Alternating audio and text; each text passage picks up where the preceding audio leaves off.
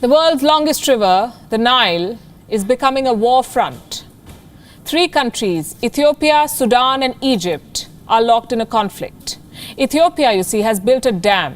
Egypt and Sudan are opposing it. They say nobody can lay claim to the life-giving Nile.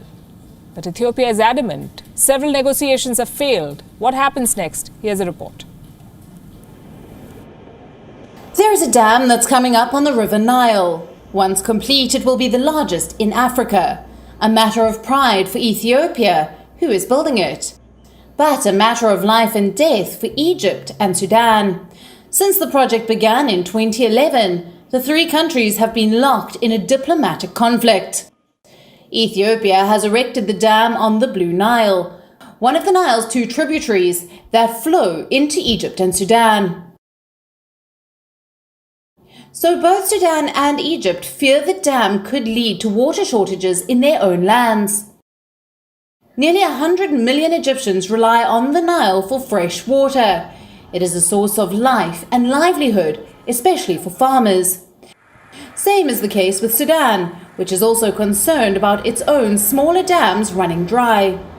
The 3 countries met earlier this month to find common ground.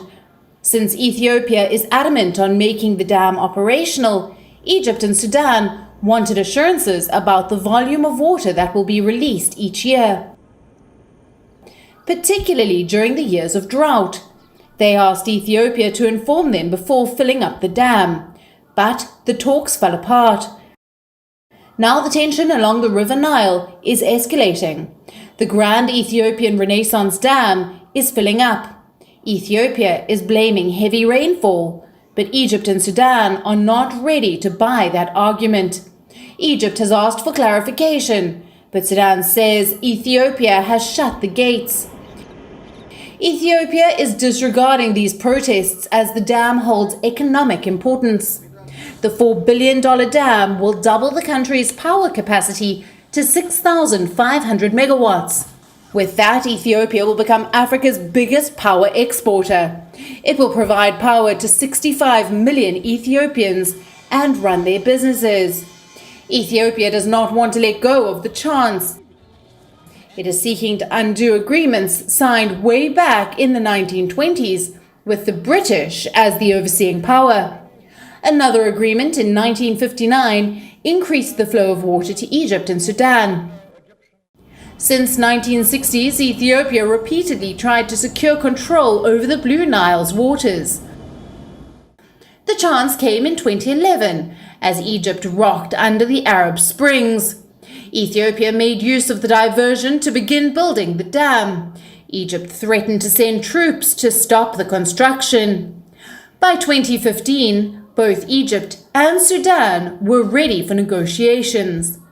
In 2018, Egypt sent troops to the Sudanese border. Over 2019 and 2020, the US offered to mediate.